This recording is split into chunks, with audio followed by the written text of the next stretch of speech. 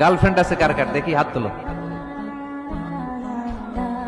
মাশাআল্লাহ, সাহস আছে ওদের, বুকের পাটা আছে। হাত নামাও বেটা।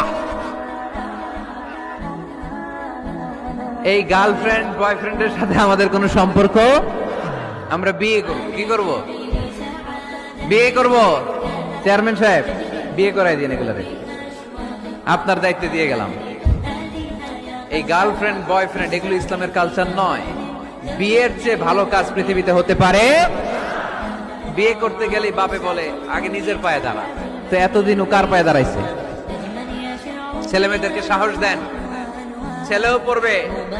ওই যে একজন চিল্লান দিয়ে উঠছে, ওর কমন পড়ছে, কমন পড়ছে।